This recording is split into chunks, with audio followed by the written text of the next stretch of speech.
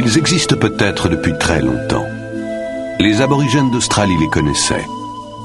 Au XVIe siècle, il en est également question en Europe, dans des récits qui en parlent comme de l'œuvre du grand faucheur.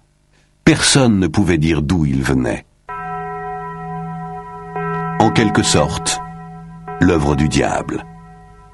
On ne sait toujours pas s'il s'agissait aussi à cette époque de cercles ou de figures apparentées. La légende veut qu'il soit réapparu de façon sporadique en Irlande, dans des champs de céréales. Ce n'était tout d'abord que des rumeurs chuchotées par des paysans miséreux que guettait la famine. Ils croyaient plutôt au retour du grand géant Finn McCool, dont ils pensaient reconnaître les traces de pas dans l'herbe. Cela a duré ainsi jusque dans le milieu des années 60, lorsqu'on en découvrit plusieurs dans le Queensland, en Australie.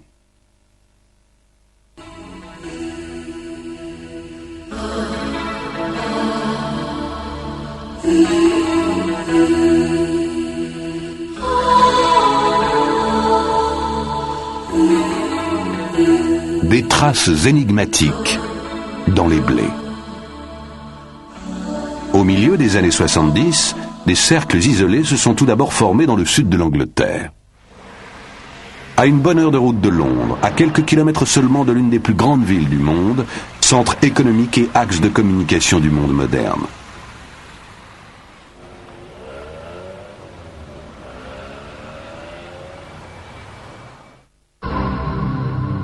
C'est là que ces formations presque indescriptibles font leur apparition dans les champs de blé. Indescriptibles dans la mesure où les hommes, dans toutes les civilisations, ont jusqu'ici été en mesure de créer des milliers et des milliers de symboles et de signes à des fins les plus diverses. Pourtant, ces formations géométriques ne ressemblent à rien de ce qui s'est fait jusqu'à présent. Il existe bien sûr des exemples célèbres de cercles et de lignes dont la symbolique nous échappe en partie. Il en existe presque partout dans le monde. Cependant, le phénomène semble se concentrer en Angleterre, dans le comté de Wiltshire, où cercles et lignes se multiplient année après année pour former des compositions savantes que l'on ne voit nulle part ailleurs.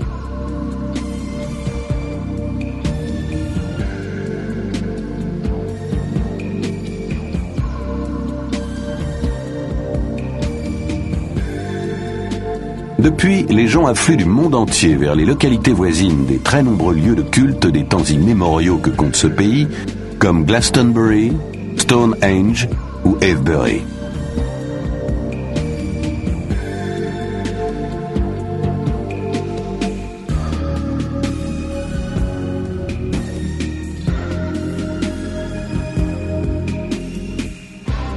Les illusions de ces pèlerins ont été mises à mal en septembre 1991, à une époque d'indifférence généralisée, lorsque deux retraités facétieux, Doug Bower et Dave Corley, ont affirmé être les auteurs de toutes ces formations. Mais des centaines de formations en 3 mois, alors que le blé est en train de croître et de mûrir, il paraissait très improbable qu'ils aient pu faire ça tout seuls. Et lorsqu'on les a interrogés, ils n'ont même pas été capables de reconnaître les formations qu'ils prétendaient avoir eux-mêmes dessinées. Il y a eu, bien entendu, beaucoup de fraudeurs.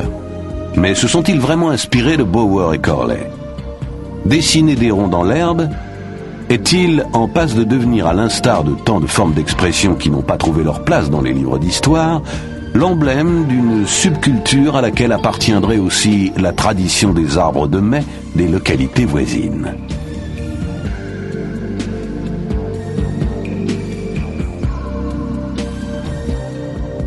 Mais comment expliquer que des signes identiques apparaissent aux 4 coins de la planète? S'agit-il d'une conspiration internationale d'étudiants en mal de distraction qui se servent d'Internet pour donner de l'ampleur à leurs mouvements secrets? Mais pourquoi se donner toute cette peine quand on pense que les journaux n'en parlent même pas, alors que le phénomène dure depuis des années? Le monde s'est mis à parler des fameux crop circles en 1990 et 91, puis bientôt plus rien dans la presse grand public. C'est comme si, dans toutes les années qui ont suivi, rien ne s'était passé. Pourtant, le phénomène se produisait toujours sans qu'aucune explication ne soit trouvée.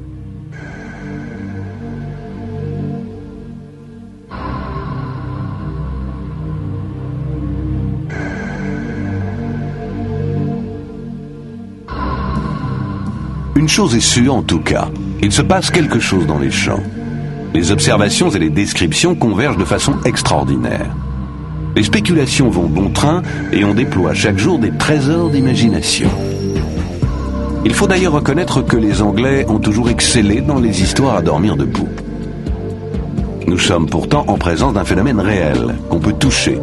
Tout un chacun peut, s'il le veut, entrer dans un cercle, sauter dedans à pieds joints. Chacune de ces formations décrit en son centre une spirale caractéristique autour de laquelle le blé est couché, soit dans le sens des aiguilles d'une montre, soit à rebours. Les tiges n'ont pas l'air d'avoir été fauchées, comme certaines personnes le pensent encore. Elles sont cassées, mais pas arrachées, et forment souvent des faisceaux superposés en couches.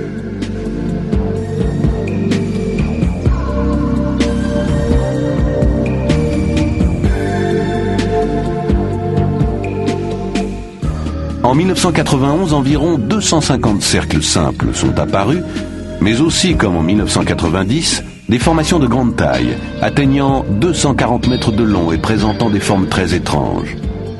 En 1992, on en compte 180, dont plusieurs certainement fausses. Les critères permettant de distinguer une vraie formation d'une contrefaçon sont assez difficiles à déterminer. Pour pouvoir se prononcer, il est important, semble-t-il, que les traces soient fraîches, et que personne n'ait encore pénétré à l'intérieur. Mais cela est impossible à mettre en pratique car personne ne peut dire où apparaîtra le prochain pictogramme. Cela dit, certains chasseurs de traces ont décelé des champs électromagnétiques jusqu'à 3 jours après l'apparition. Des piles qui ont en temps normal une autonomie d'1 heure et demie se vident en 10 minutes, comme si leur énergie était aspirée. Des scientifiques du monde entier, toutes disciplines confondues, se sont rendus dans le sud de l'Angleterre, là où se produisent ces phénomènes, pour trouver des explications rationnelles sur le mode empirique. Depuis, de nombreuses revues scientifiques abordent la question. George Wingfield, éditeur de la revue The Cerealogist, est l'un des plus grands spécialistes dans ce domaine.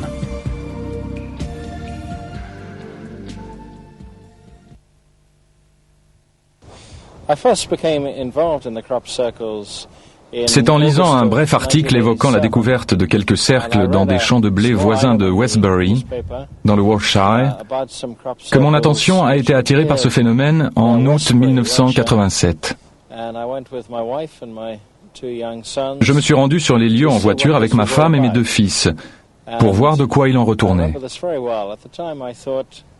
Je me souviens encore très bien m'être dit qu'il devait forcément y avoir une explication rationnelle. De par ma formation, j'avais l'habitude de penser selon un schéma scientifique. Mais nous avons dû rapidement admettre que ces 2 cercles que nous avions sous les yeux avaient quelque chose d'énigmatique. Nous avons essayé toutes les hypothèses. Peut-être des vents tourbillonnants ou un phénomène atmosphérique du même genre. Peut-être fallait-il y voir la main de l'homme. Mais nous avions l'impression que ce n'était pas de cela qu'il s'agissait. Le jour même, nous sommes allés voir une autre formation, celle-là très grande, avec 2 grands anneaux autour du centre.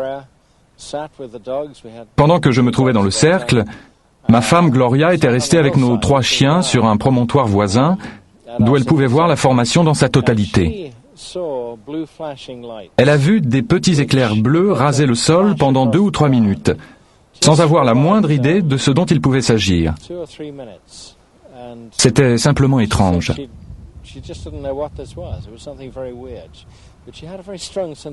Elle m'a dit ensuite qu'elle avait eu l'impression qu'il y avait quelque chose dans le champ que l'on ne pouvait pas voir, mais dont la présence produisait ce phénomène lumineux.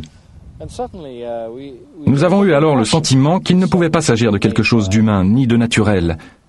C'est à partir de ce moment-là que tout a commencé.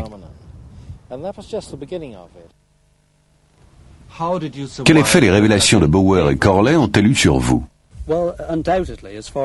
Puisque c'était dans l'intérêt des médias, cette revendication a sans aucun doute eu un grand retentissement dans l'opinion publique. Mais aucun des chercheurs qui avaient directement accès aux dossiers concernant ce phénomène depuis ses débuts a cru que ces deux individus pouvaient être les coupables.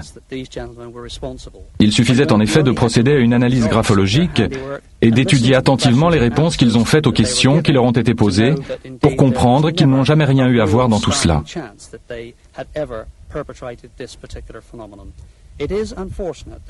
Malheureusement, les médias se sont emparés de l'affaire et la nouvelle est tombée en moins de 12 heures sur les téléscripteurs des radios et télévisions du monde entier. Cette revendication de canular était elle-même un canular. La preuve en est que le phénomène continue à se produire chaque jour aux quatre coins de la planète, à raison de 5 ou 6 cercles par jour.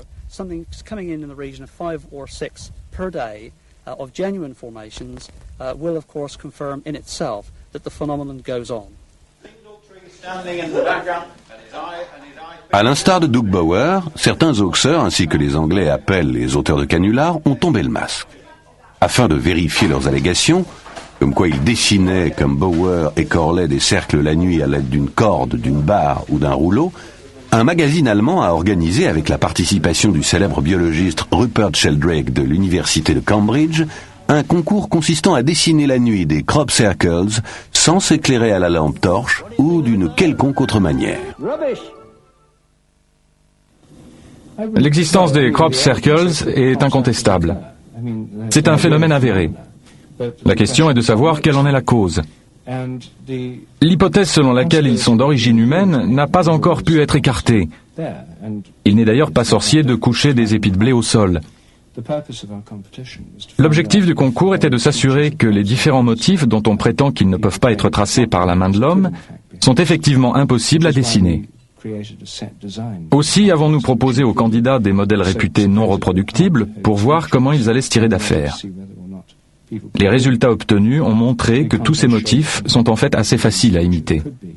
J'ai néanmoins été impressionné par la qualité des travaux effectués.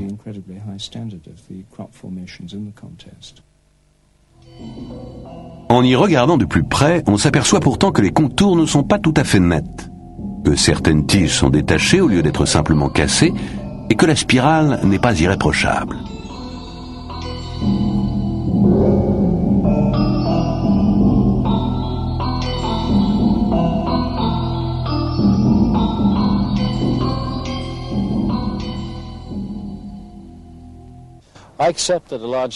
Je veux bien croire qu'une grande partie d'entre eux a été faite par des hommes, surtout ces dernières années. Depuis que l'attention de l'opinion publique a été attirée sur les crop circles, c'est-à-dire vers 1989-1990, lorsqu'il en a été beaucoup question dans les journaux et à la télévision, beaucoup de gens se sont sentis concernés. Et il était dès lors inévitable que certaines personnes se mettent à en dessiner elles-mêmes et à développer des motifs complexes, dont beaucoup sont aujourd'hui parfaitement exécutés et irréprochables d'un point de vue géométrique.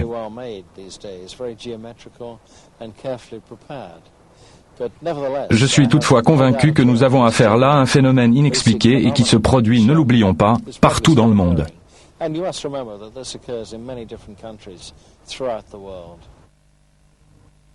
Andy Thomas est l'auteur d'un livre intitulé Fields of Mystery et l'éditeur de la revue Sussex Circular. Contrairement à ce que le nom de son mensuel pourrait laisser penser, il entend traiter l'affaire des crop circles d'un point de vue international. Le lecteur est tenu au courant des dernières découvertes dans ce domaine.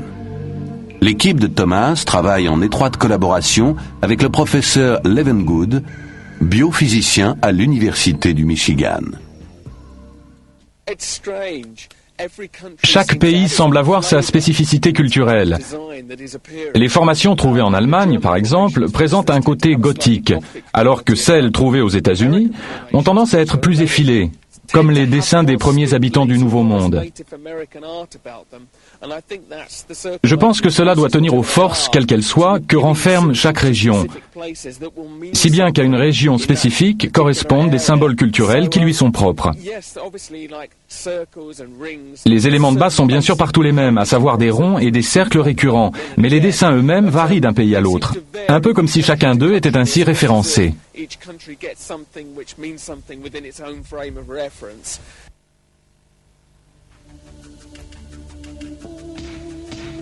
Dans les premières années qui ont suivi l'apparition des formations complexes, des projets de grande envergure ont été mis sur pied afin d'en découvrir les auteurs.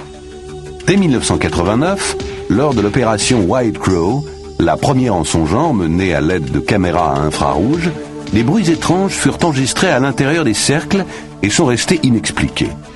En 1990, c'était le tour de l'opération Blackbird, menée avec la participation de l'armée britannique, de la BBC et de MTV.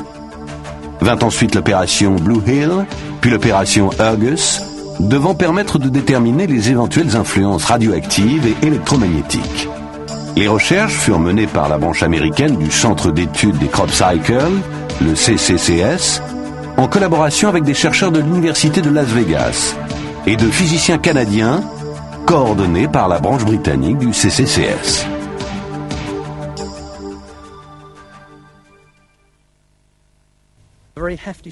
Il s'agit d'un groupe d'environ 20 chercheurs hautement qualifiés, dont des spécialistes du nucléaire, qui se sont concentrés sur 4 ou 5 isotopes anormaux trouvés dans le blé affecté et présentant des temps de demi-amplitude extrêmement brefs, chose inimaginable dans la nature. Ils ont constaté, et cela rien que sur les échantillons analysés en laboratoire, des temps de demi-amplitude allant de 13 heures à 38 jours. C'est bien là la preuve que nous ne sommes pas en présence de phénomènes naturels.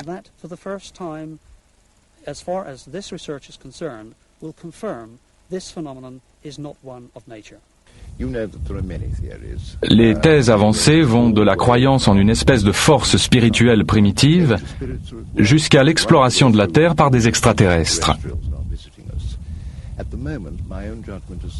L'objectif de notre opération Argus est de rassembler des faits scientifiques clairs en relation directe avec les événements constatés.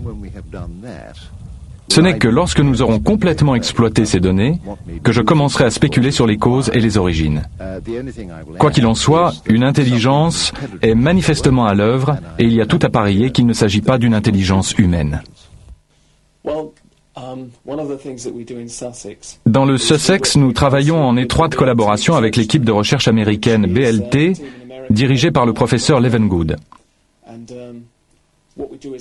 Nous prélevons des échantillons de blé couchés à l'intérieur des cercles et nous les envoyons pour analyse aux États-Unis. Le professeur Levengood a découvert que des mutations biologiques avaient eu lieu, ne pouvant s'expliquer par le simple fait que le blé ait été foulé mécaniquement. Les nœuds des tiges sont très volumineux, comme s'ils avaient été gonflés de l'intérieur par une sorte de chauffage n'ayant duré qu'une fraction de seconde.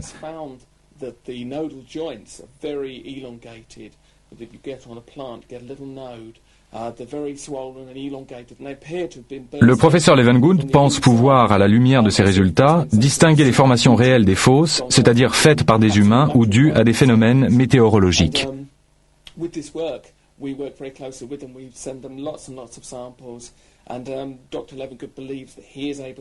Le professeur Levengood suit de près un phénomène très important, à savoir la mutation génétique structurelle des végétaux. Il a découvert que les graines contenues dans les épis se trouvant à l'intérieur des cercles présentent un état des plus étranges, connu sous le nom de polyembryonie. Il s'agit d'une déviance génétique se caractérisant par la formation de plusieurs embryons dans un même épi. Mais comme il n'y a pas de production d'albumène, ces embryons ne peuvent pas germer. Les mêmes anomalies ont été constatées sur des échantillons que je lui ai moi-même envoyés d'Australie, de Tchadekin au Canada, ainsi que des États-Unis.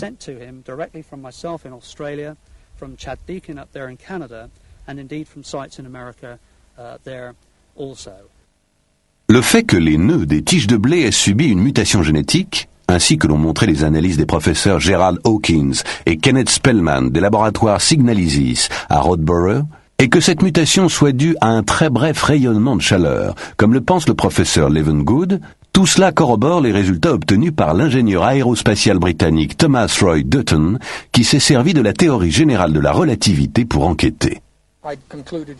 J'en suis venu à la conclusion que nous ne disposons actuellement d'aucune technologie humaine capable de produire pareil phénomène. J'ai tendance à penser que seule une sorte de rayonnement gravitationnel pourrait expliquer pourquoi le blé n'est pas brûlé. Qu'entendez-vous par rayonnement gravitationnel ? À la vérité, nous ne savons pas encore grand-chose sur le rayonnement gravitationnel. Ce qui est sûr, c'est qu'il est constitué d'une série d'ondes dans le champ spatio-temporel. Il faut se représenter l'espace-temps alternativement compressé et détendu dans une série d'ondes. Lorsqu'elle s'applique à des objets, cette alternance provoque une sorte de vibration. En ce qui concerne les crop circles, c'est, je pense, ce rayonnement pulsant, réglé sur une fréquence bien précise, qui est à l'origine des traces laissées dans les blés. La théorie générale de la relativité prévoyait le rayonnement gravitationnel, comme par exemple déclenché par un grand événement cosmique. Mais il peut y avoir d'autres causes. Platy, professeur de physique à l'université de Rome, a publié un traité où il explique qu'il tient, tout comme moi, pour possible l'obtention d'un rayonnement gravitationnel expérimental en laboratoire à l'aide d'un synchrotron ou accélérateur de particules.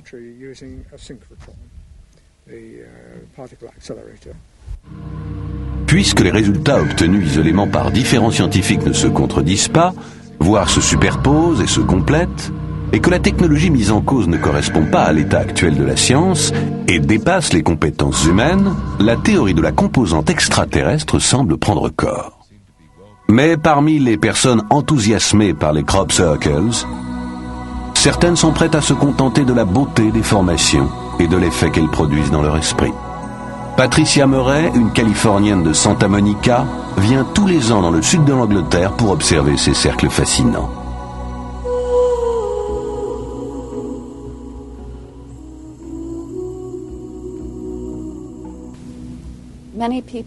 Beaucoup de gens disent des crop cycles qu'ils constituent la plus grande énigme de notre temps. Et c'est exact. Ça peut se comparer à une grande histoire d'amour. C'est comme tomber amoureux de l'inconnu.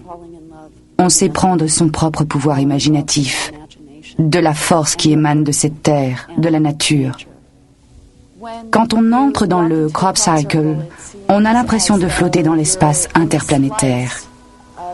Ils viennent de quelque part, on ne sait pas d'où, ni qui ou quoi les a produits, mais ils ont l'air de venir d'ailleurs. Et pourtant, ils sont dans nos champs. Et d'une certaine façon, ils n'appartiennent pas non plus tout à fait à leur monde d'origine. On se trouve donc dans un espace sous tension, entre deux mondes.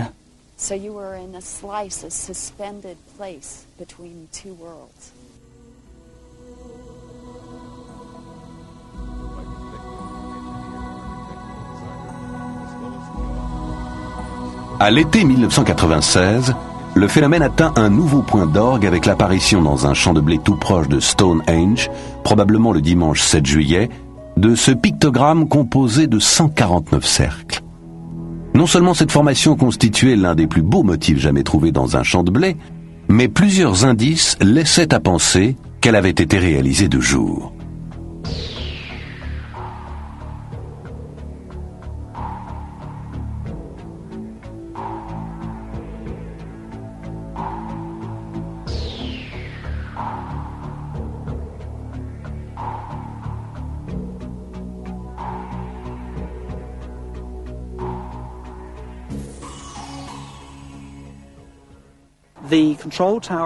J'ai appris par le biais officiel que la tour de contrôle de Truxton avait reçu le 7 juillet en fin d'après-midi le message radio d'un pilote affirmant avoir aperçu la formation.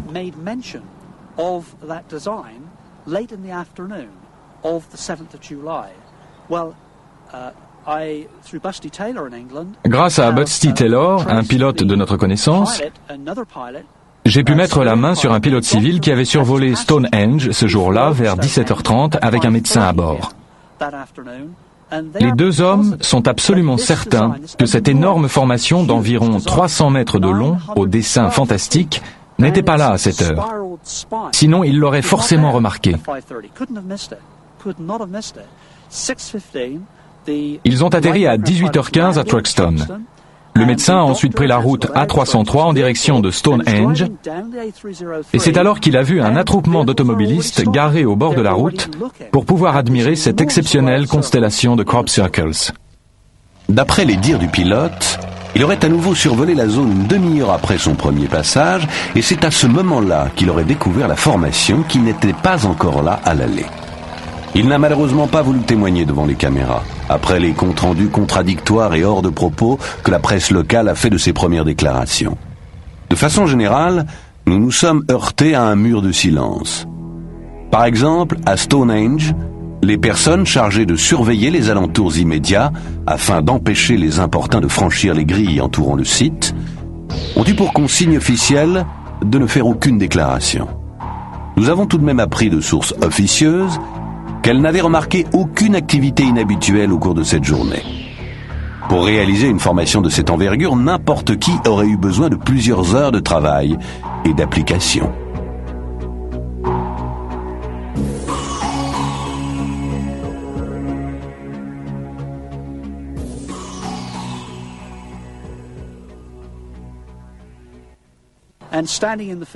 Lorsque vous vous trouvez dans ce champ, vous pouvez voir toutes les voitures qui passent sur la route. Donc rien à une distance de 150 mètres n'aurait pu se mouvoir sans avoir également été vu de la route. Il y a en outre le personnel de sécurité de Stonehenge qui surveille les lieux 24 heures sur 24 et qui dispose la nuit d'appareils à infrarouge. Ils n'ont vu personne dans le champ.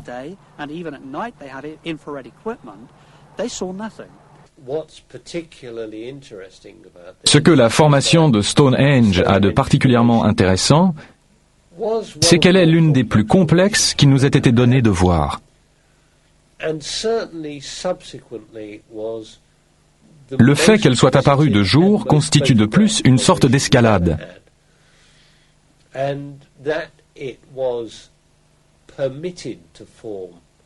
À mon avis, par là, leurs auteurs veulent attirer de plus en plus notre attention sur ces manifestations. Even harder and harder and harder to recognize what's going on here. Environ 3000 ans avant Jésus-Christ, les hommes de différentes civilisations qui avaient jusqu'alors fait dans la peinture rupestre stylisée et naturaliste se mirent à graver d'étranges signes abstraits sur les parois rocheuses de leur habitat, signes ayant conservé leur caractère énigmatique jusqu'à aujourd'hui.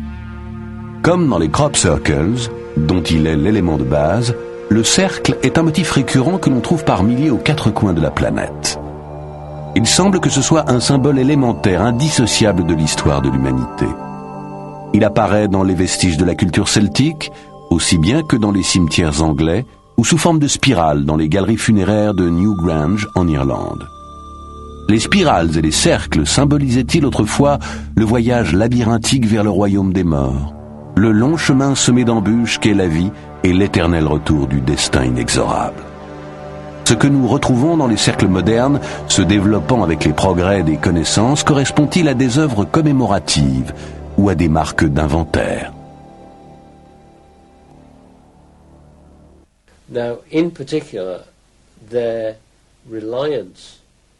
Il est très étonnant de constater dans certains cas le rapport étroit entretenu avec le nombre d'or de la peinture et de l'architecture classique, système infini de proportions constituant une autoconfirmation permanente.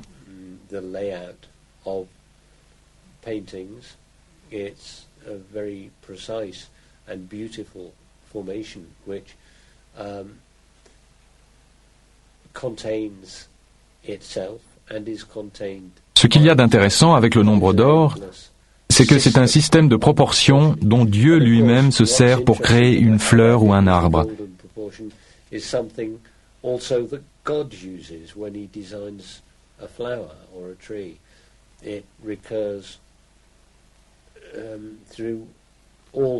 Elle se rapporte à toute créature vivante. Le nombre d'or qui se trouve dans un rapport de 1 sur 1,618 s'illustre par exemple dans le pentacle, l'étoile à 5 branches apparaissant dans tout ce qu'elle a d'unique au centre des crop circles. On la retrouve également dans la suite de nombres de Fibonacci, qui s'exprime par le nombre d'éléments que compte une formation.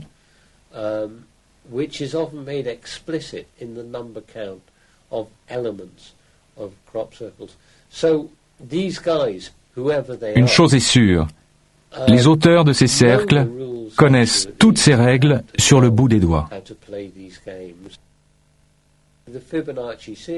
La suite de nombres de Fibonacci est une suite dans laquelle chaque terme est égal à la somme des deux termes précédents. En divisant juste avant le chiffre obtenu par le résultat de l'addition, on se rapproche de plus en plus du nombre d'or, et ainsi de la proportion 1 sur 1,618.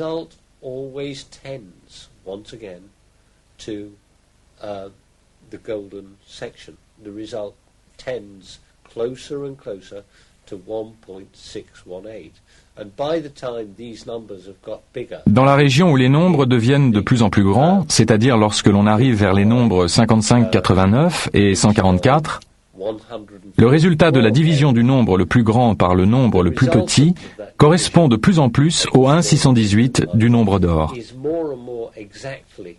La méthode de Fibonacci permet donc de calculer au plus près le nombre d'or, qui a également d'autres fonctions dans les jeux de nombres auxquels se livrent les auteurs de crop circles.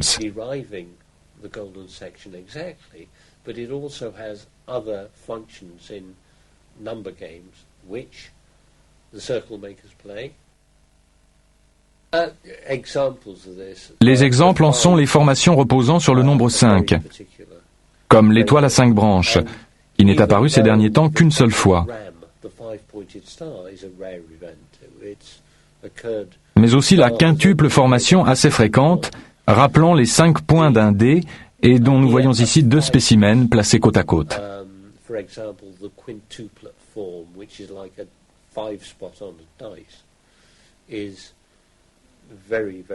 Les autres formations à avoir un rapport avec la série de Fibonacci sont l'immense spirale d'Alton-Barnes de 1996, comprenant 89 cercles, ainsi que la formation de Windmill Hill de cette année, dont les 3 bras comptaient 34 cercles principaux à raison de 11, 11 et 12 cercles par bras, et non pas 11, 11 et 11, comme n'importe quel dessinateur aurait fait. De toute évidence, la formation devait atteindre le nombre magique de Fibonacci de 34.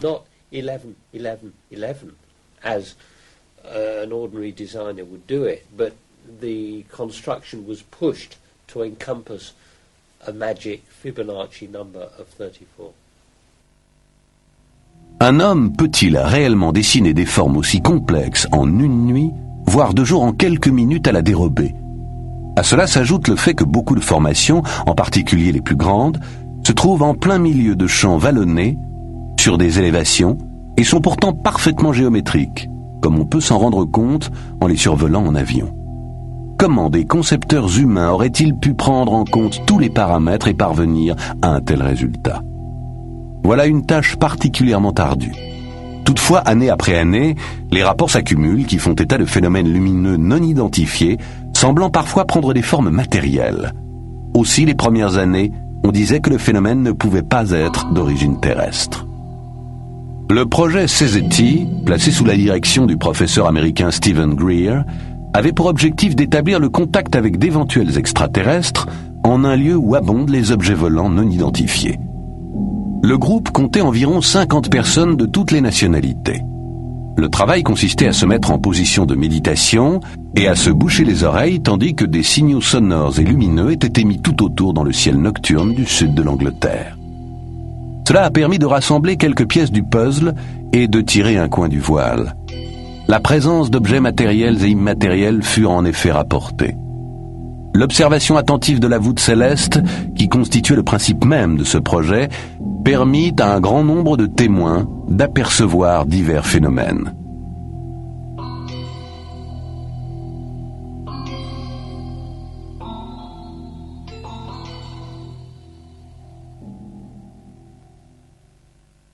Nous nous trouvions dans le Toothmead Field, avec notre groupe en train d'exécuter le point CE5 du procès-verbal, installé dans un crop circle, lorsque nous avons été surpris par une pluie torrentielle.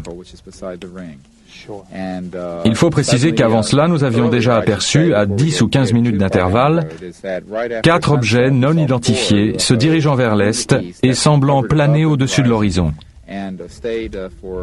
Pendant un court laps de temps, deux qui sont apparus en même temps. Tout ça se passait à une altitude d'environ 3000 mètres, mais il est difficile de se faire une idée précise.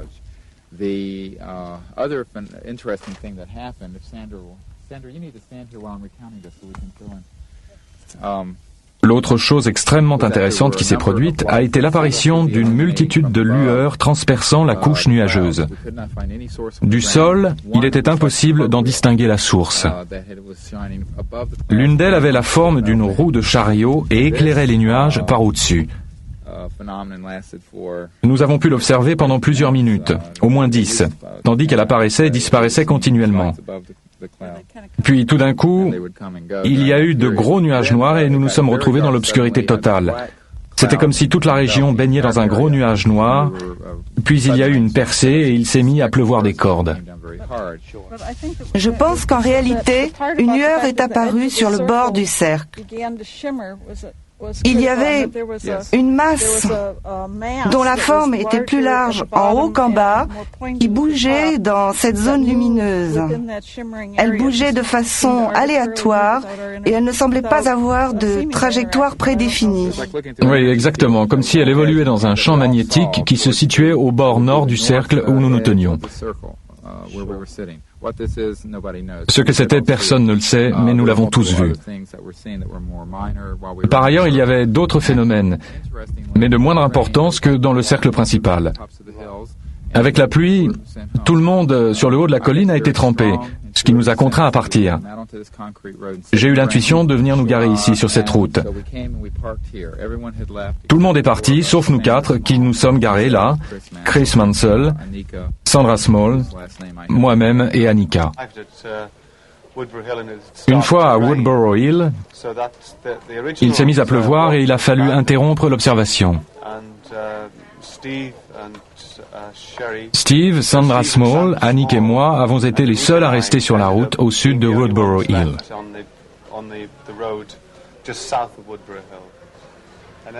Puis tout d'un coup, entre minuit et quart et minuit et demi, j'ai aperçu cette série de lumières. Nous étions assis dans la voiture et tout d'un coup il a crié « Qu'est-ce que c'est que ça ?» Puis il est sorti pour aller cogner à la vitre de Steve Greer. La voiture de Chris et de son amie Annika était derrière la nôtre. Sur le coup de minuit 20, minuit et demi, il vient cogner à ma vitre côté conducteur. Il frappait si fort que j'ai cru qu'il allait me la casser, tellement il était excité. J'ai baissé la vitre et il m'a crié « Regarde, regarde donc un peu ça !» Il y a une soucoupe en train d'atterrir. C'est donc bien Chris qui l'a vu le premier. Je suis sorti de la voiture pour aller prévenir Steve. Nous voulions voir ça de plus près, car nous étions persuadés que cette formation lumineuse ne pouvait pas être celle d'un avion, d'un hélicoptère ou d'une voiture, qu'il était tout simplement impossible de se l'expliquer.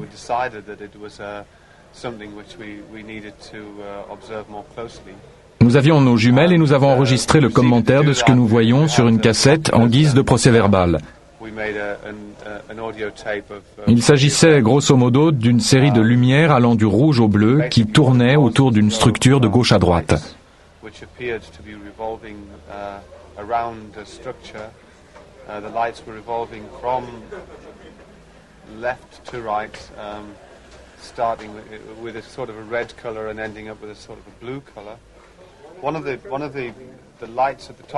L'une des lumières se trouvant au sommet de la structure s'éloignait continuellement de l'objet et semblait livrée à elle-même, puis revenait à son point de départ.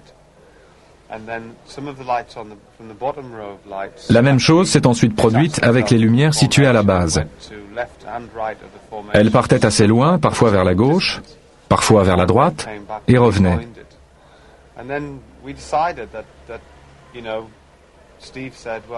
Steve a dit qu'il voulait essayer d'entrer en contact.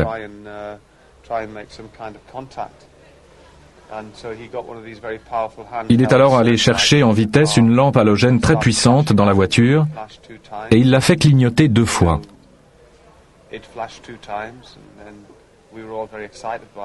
À notre grande surprise, l'objet a répondu par un double clignotement. En essayant à nouveau, on a obtenu le même résultat, et comme ça pendant plusieurs minutes. Lorsqu'un système de lumière tourne manifestement autour de quelque chose, il me paraît aller de soi qu'il fait partie d'une structure plus grande à laquelle il est connecté.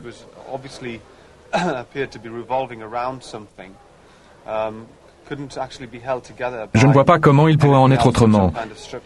Mais maintenant, qui peut dire vraiment ce qui est de l'ordre du possible et ce qui ne l'est pas ?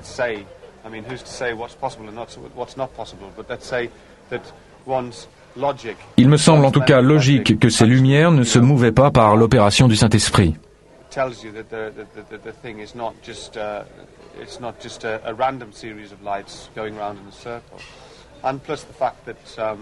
D'ailleurs, lorsque l'objet s'est rapproché du sol, nous avons cru voir des contours se détacher sur les arbres en arrière-fond, comme si la forme se précisait.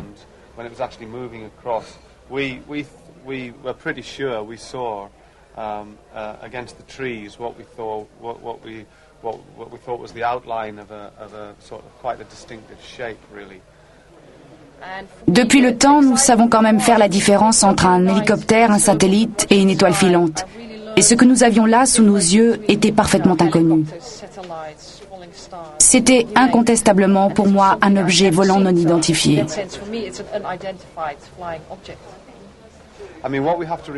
Il faut préciser que c'est tout à fait par hasard que nous nous trouvions là à ce moment-là. Personne ne pouvait le savoir, et il ne peut donc pas s'agir d'une blague que quelqu'un aurait voulu jouer à l'équipe de Steve Greer.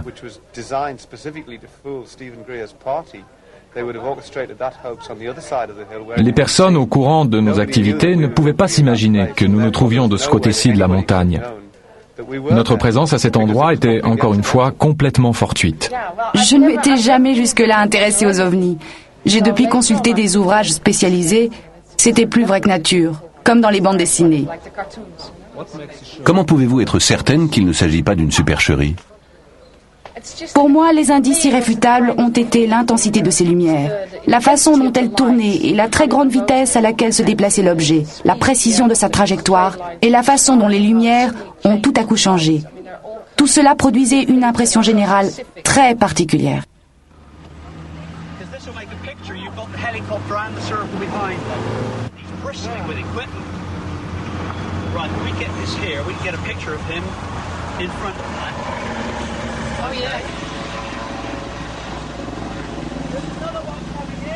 Colin Andrews et ses collègues ont été témoins de l'intérêt que porte l'armée au problème des crop circles lorsqu'à l'été 1994, ils ont aperçu un hélicoptère militaire volé à Alton Barnes au-dessus d'un champ où l'on découvre chaque année plusieurs formations intéressantes.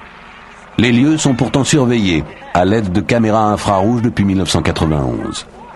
Les occupants de l'hélicoptère, apparemment très agités, portaient toute leur attention sur un objet identique à la soucoupe filmée en 1990 par Steve Alexander au même endroit. À l'apparition de l'hélicoptère, l'objet s'est déplacé très rapidement vers le champ voisin où un scintillement au sol trahissait sa position.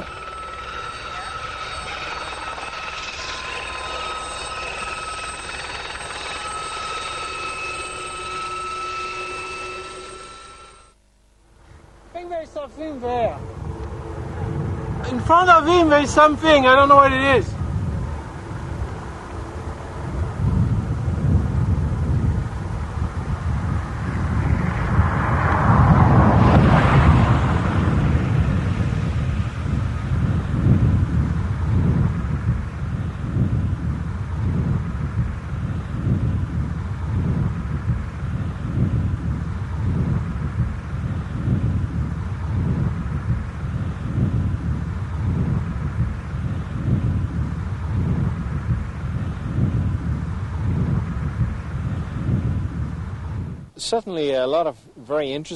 Au fil des ans, certaines scènes intéressantes en rapport avec les formations de crop circles ont été filmées, mais beaucoup de choses des plus curieuses ont malheureusement échappé à la caméra.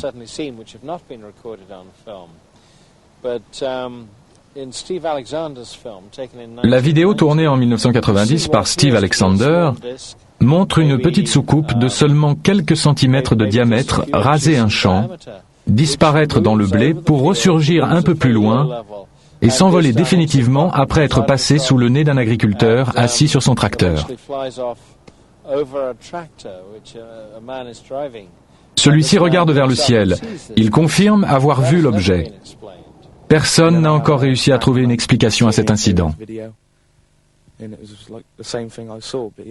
Un jour, un homme est venu me trouver et m'a montré cette vidéo. Mais d'abord, il m'a demandé que je lui raconte ce que j'avais vu.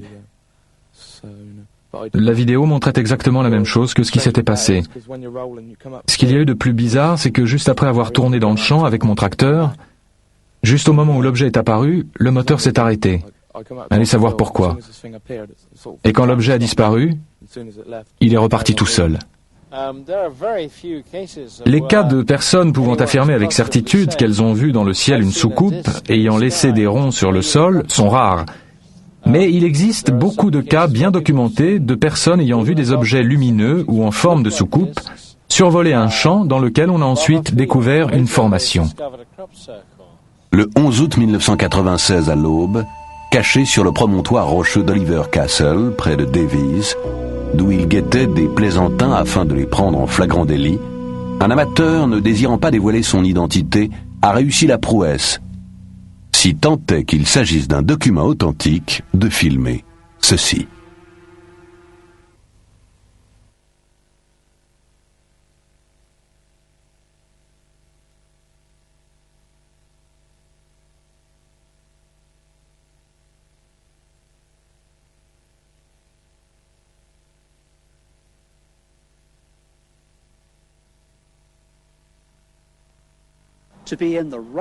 Il suffit de se trouver au bon endroit, au bon moment. Quand il y a 3 ans, j'ai donné une conférence aux Nations Unies, à l'occasion de laquelle je me suis entretenu avec Mohamed Ramadan, chargé de mission du groupe pour les questions paranormales. Il m'a été demandé d'enquêter de façon plus approfondie sur environ 70 cas s'étant produits aux 4 coins du monde. Il m'a fallu pour cela interroger tous les témoins affirmant avoir assisté à la création d'un crop circle. Il y a une chose sur laquelle ils sont tous d'accord, alors que par ailleurs ils se contredisent souvent, ce qui rend d'ailleurs leur témoignage d'autant plus crédible étant donné que, d'un lieu à l'autre, les paramètres ne sont jamais les mêmes. Il y a donc une chose sur laquelle toutes ces personnes sont d'accord, il s'agit de la vitesse fulgurante à laquelle ces formations sont apparues, entre 10 et 15 secondes selon les estimations. C'est également ce que nous a dit notre cinéaste amateur. Il n'a bien sûr pas compté les secondes, mais nous les avons sur la bande. Il s'est écoulé exactement 7 secondes entre l'apparition des objets et celui où tout est terminé. La structure de base a été réalisée en 3 secondes. Le film peut très bien avoir été truqué par ordinateur, car lors de la projection des données numériques à l'aide d'un équipement bon marché, le mécanisme image par image engendre des pertes de couleur sur le bord supérieur de l'écran. Il est également possible que le film ait été construit minutieusement image par image et qu'en passant de l'original à la copie, on ait omis de passer le Time Base Corrector, car les pertes de couleur peuvent également être dues à un découpage non professionnel en système PAL. Quoi qu'il en soit, nous devions vous montrer ce film, car il illustre très bien le propos des témoins au sujet de l'apparition des formations. Ce document aide à se représenter le phénomène.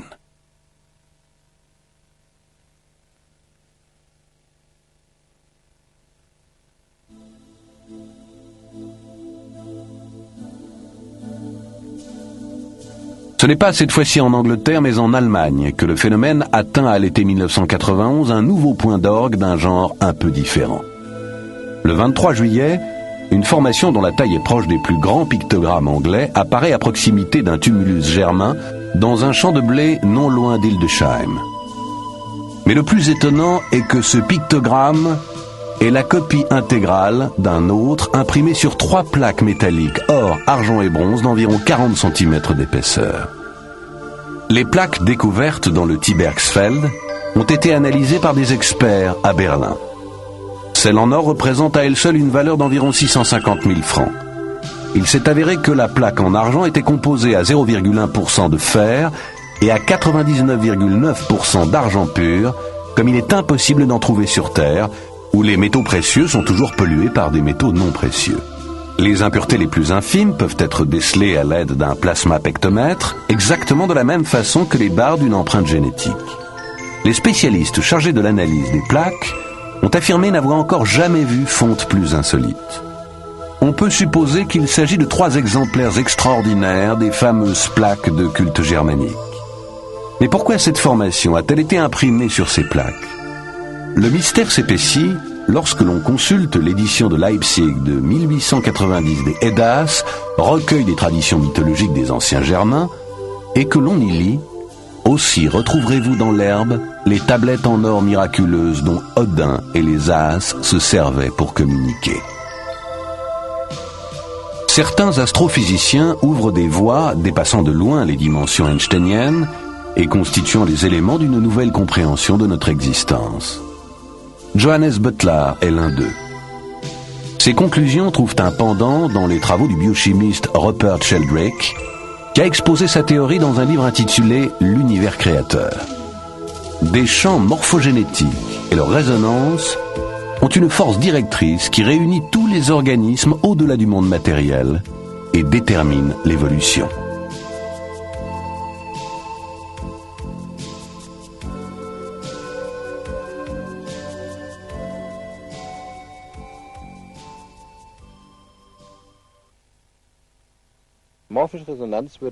La résonance morphique signifie qu'une structure, une forme existait déjà et qu'elle était aussi chargée émotionnellement. Ce pourrait être le cas par exemple pour les plaques cultuelles. Cette structure aurait déjà existé, existe et l'information enregistrée dans un champ morphogénétique pourrait être réactivée des milliers d'années après, comme on consulte un fichier. En se rematérialisant, les motifs pourraient être perçus, par exemple dans les champs de blé ou de colza ou dans les prés. S'il ne s'agit pas tout bêtement d'un canular, il se peut très bien que ces plaques correspondent à un authentique phénomène de résonance morphique. Les plaques cultuelles sont par définition chargées émotionnellement, puisqu'elles ont autrefois servi de support à des rituels. La symbolique est ici archétypale. Elle avait une signification extrêmement forte et cette signification n'a pas disparu. On peut par conséquent comprendre que lorsque ces plaques ont été découvertes dans le Singfeld, à Grasdorf, cette information, cette forme se soit matérialisée, soit apparue comme un pictogramme esthétique. Le problème des ovnis est traité à la légère. Ce n'est pas parce qu'un phénomène est physique qu'il n'offre pas des perspectives psychologiques. Le problème des ovnis existe depuis des millénaires et nous savons que des ovnis, des objets volants inconnus, survolaient autrefois les lieux de culte.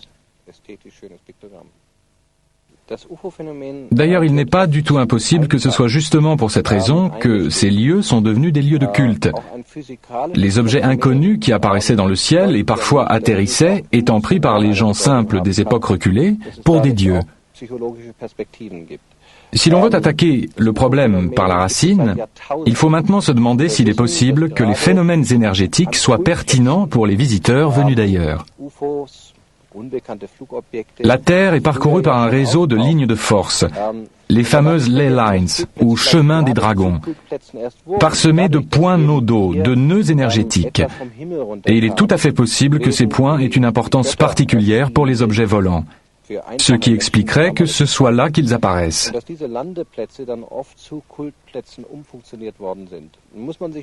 Cela ne veut pas dire pour autant que les ovnis sont la cause des pictogrammes, mais qu'il y a en tout cas coïncidence entre les deux, du fait de l'activité énergétique antédiluvienne du lieu. Il y a là un rapport incontestable.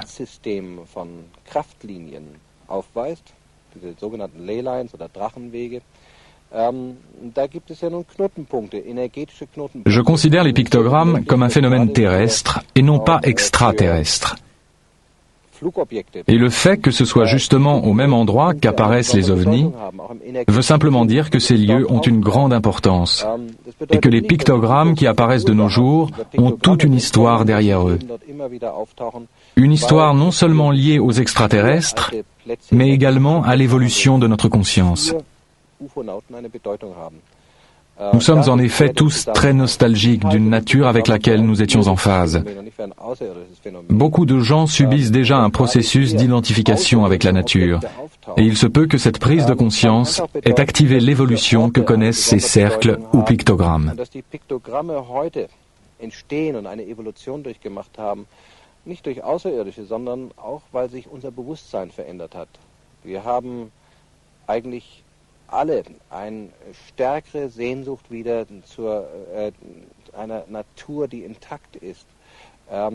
Es beginnt ein Identifizierungsprozess mit der Natur bei vielen Menschen wieder.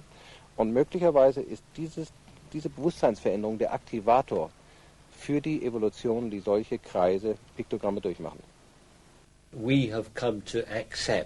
Il est important que tout le monde, y compris les sceptiques, comprennent que les formations de crop circles sont de nature télépathique et que le phénomène doit être envisagé comme un problème d'ensemble.